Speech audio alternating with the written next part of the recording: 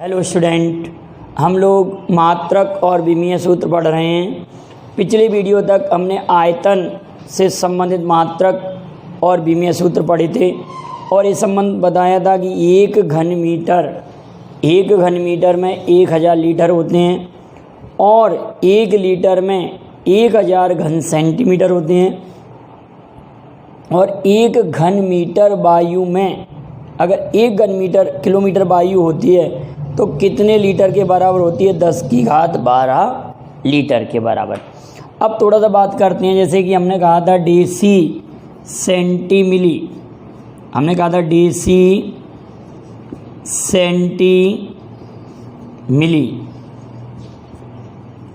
अगर यहाँ पर मैं लिख दूँ लीटर, अगर मैं कहूँ 1 लीटर में कितने डेसी लीटर होते हैं, मीटर की बात होती तो 1 मीटर में कितने डेसीमीटर होते हैं, 1 लीटर में कितने डेसी लीटर होते हैं और 1 लीटर में कितने 1 लीटर में कितने सेंटीलीटर होते हैं और 1 लीटर में कितने मिली लीटर होते हैं। कहने का बिल्कुल सेम जैसे कि हमने मीटर के संदर्भ में पढ़ा था। एक पॉइंट बनता है कई बार कि 1 लीटर में कितने मिलीलीटर होते हैं, तो 1 litre equal to 1000 ml। 1 litre 1000 ml के इक्वल होता है। 1 लीटर बराबर 1000 मिलीलीटर, क्योंकि यहाँ से हम 3 खाने नीचे आए, 1 2 3, तो यहाँ तक हमने क्षेत्रफल, आयतन और चाल, वेग। इसके बाद बात करते हैं हम त्वरण का विमीय सूत्र कैसे निकाला जाता है। त्वरण क्या होता है? त्वरण बराबर होता है विस्थापन बटे समय, एक्सीलरेशन इक्वल टू त्वरण बराबर वेग बटे समय। त्वरण बराबर विस्थापन बटे समय नहीं, त्वरण बराबर वेग बटे समय। वेग इक्वल टू होता है वेग, वेलोसिटी, वेग इक्वल टू विस्थापन बटे समय। वेग बराबर विस्थापन बटे समय होता है, लेकिन त्वरण बराबर वेग बटे समय। त्वरण बराबर वेग बटे समय। तो वेग का हमने विमीय सूत्र क्या पढ़ा था?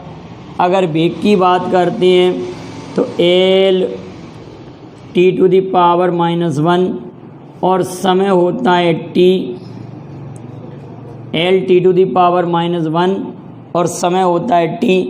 तो त्वरण के विमीय सूत्र की बात करते हैं तो m0 L1 t⁻⁻2, m0 L1 t⁻⁻2। त्वरण बराबर m0 L1 t⁻⁻2 और त्वरण बराबर वेग बटे समय। त्वरण बराबर वेग बटे समय। अभी तक हमने जितने विमीय सूत्र पढ़े, वेग का पढ़ा, चाल का पढ़ा, दूरी का पढ़ा, आयतन का पढ़ा और क्षेत्रफल का पढ़ा, तो किसी भी विमीय सूत्र में एम नहीं आया। लेकिन अगला जो हम पढ़ने जा रहे हैं तो एफ बराबर m a, f equal to m a होता है। कहने का मतलब बल बराबर force equal to mass into acceleration. तो मास मतलब द्रव्यमान इनटू त्वरण एक्सीलरेशन, द्रव्यमान इंटू त्वरण बराबर बल बराबर द्रव्यमान इंटू त्वरण, बल बराबर द्रव्यमान इंटू त्वरण होता है। तो बल का विमीय सूत्र कैसे निकालेंगे हम? बल के लिए बात करते हैं फोर्स, बल बराबर द्रव्यमान इंटू त्वरण। फिर इनके मात्रकों की बात करेंगे, बल बराबर द्रव्यमान इंटू त्वरण। तो F equal to m a द्रव्यमान इंटू त्वरण। तो द्रव्यमान के लिए m और त्वरण के लिए हमने क्या पढ़ा था, L T⁻⁻², L T⁻⁻², तो m1 L1 T⁻⁻², तो बल का विमीय सूत्र हो गया m1 L1 T⁻⁻², बल बराबर द्रव्यमान इंटू त्वरण।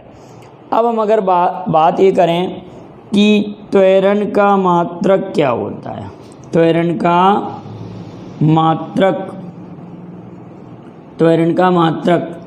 मीटर प्रति सेकंड स्क्वायर, मीटर प्रति सेकंड स्क्वायर। आपने सुना होगा कि स्मॉल जी को हम गुरुत्वीय त्वरण कहते हैं, माने पृथ्वी में एक आकर्षण बल होता है जिस बल से पृथ्वी अपनी ओर आकर्षित करती है, जिस त्वरण से वस्तु आ रही है, जो त्वरण होता है उसको हम गुरुत्वीय त्वरण कहते हैं। तो जी का मान, स्मॉल जी का मान 9.8 मीटर प्रति सेकंड स्क्वायर होता है। गुरुत्वीय त्वरण जी का मान 9.8 मीटर प्रति सेकंड स्क्वायर होता है।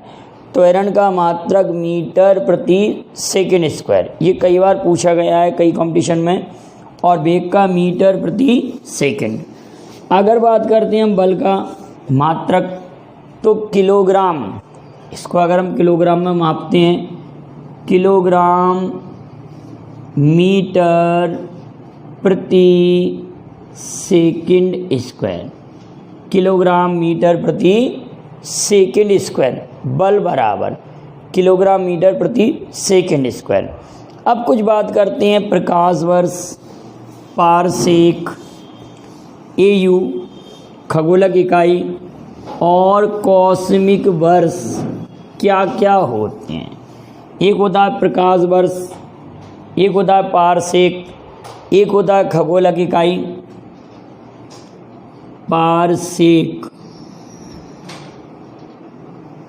प्रकाश वर्ष,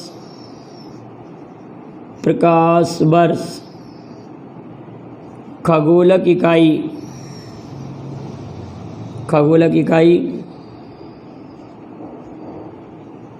और कॉस्मिक वर्ष।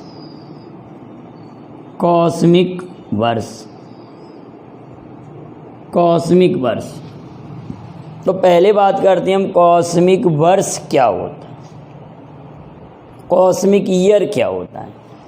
हमने ये कहा आपसे कि हमारा जो आकाश गंगा का आकार है, आकाश गंगा का आकार कहा जाए तो आकाश गंगा बीन के आकार की है, या जिसको कहते हैं हम सर्पिलाकार। हमारी आकाश गंगा का नाम है मिल्की वे। सर्पिलाकार या बीन के आकार की जो आकाश गंगा है, उसके केंद्र में बैठा है, ये केंद्र है, और ये हमारा सूर्य है, ये सूर्य है, और सूर्य इस आकाश गंगा के केंद्र के चारों ओर चक्कर लगाता है। और सूर्य का चक्कर कौन लगाते हैं? ग्रह। सूर्य से बढ़ती हुई दूरी के क्रम में ये सन है, तो यहाँ से बुध, शुक्र, पृथ्वी, मंगल, बृहस्पति, शनि, अरुण, वरुण, और एक ग्रह और था प्लूटो,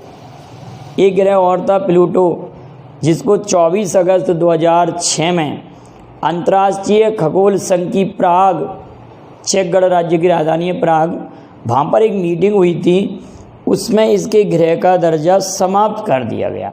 तो वर्तमान में हमारे सौर मंडल में 8 मान्यता प्राप्त ग्रह हैं, जिनमें से 4 को हम आंतरिक ग्रह और 4 को बाह्य ग्रह, 4 को हम ठोस ग्रह और इन 4 को हम द्रव्य या गैसीय ग्रह कहते हैं।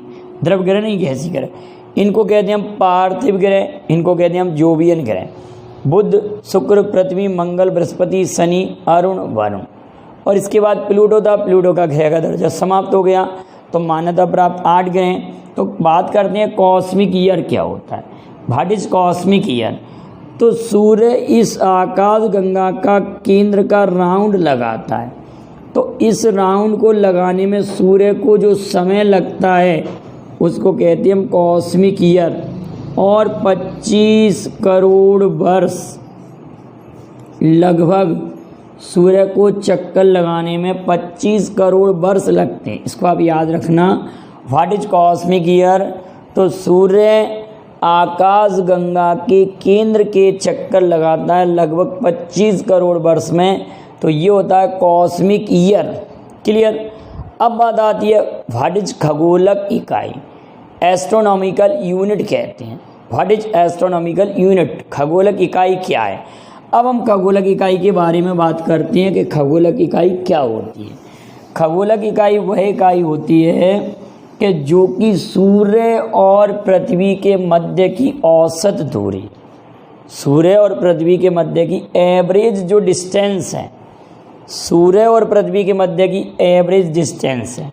मैंने अभी आपको बताया था कि ये अगर सूर्य है, सन है, और आप सभी लोग जानते हैं सूर्य के चारों ओर जितने भी ग्रह हैं, बुध, शुक्र, पृथ्वी, मंगल, बृहस्पति, शनि, अरुण, वरुण, ये सभी इसका राउंड लगा रहे हैं। तो सूर्य के चारों ओर पृथ्वी इसका एक चक्कर लगा रही है, पृथ्वी इसका एक राउंड लगाती है। तो पृथ्वी और सूर्य के बीच की एवरेज जो डिस्टेंस होती है, कभी ज़्यादा भी होती है, कभी कम भी होती है। तो हम एवरेज डिस्टेंस की बात करें, सूर्य और पृथ्वी के बीच की औसत दूरी की बात करें तो 14.98 करोड़ किलोमीटर। कभी कभी आपने देखा होगा 15 दशमलव कुछ लिखा मिलता है, किसी बुक में 13 दशमलव कुछ मिलता है। तो कभी कभी सूर्य और पृथ्वी के बीच की औसत दूरी तो ये है, लेकिन कभी न्यूनतम दूरी भी होती है, कभी अधिकतम दूरी भी होती है। न्यूनतम दूरी जो होती है, मिनिमम डिस्टेंस जो होती है, आप बताएंगे, मैं पढ़ा चुका हूँ। सूर्य और पृथ्वी के बीच की जो न्यूनतम दूरी होती है उससे हम क्या कहते हैं, और अधिकतम दूरी जो होती है उससे हम क्या कहते हैं। तो कहने का सूर्य और पृथ्वी के बीच की जो अधिकतम एवरेज डिस्टेंस है, औसत दूरी को हम क्या कहते हैं? खगोलक इकाई, एस्ट्रोनॉमिकल यूनिट। और कॉस्मिक वर्ष क्या, ये भी क्लियर हो गया, खगोलक इकाई भी क्लियर है। इसको हम AU कहते हैं, शॉर्ट फॉर्म में AU, एस्ट्रोनॉमिकल यूनिट।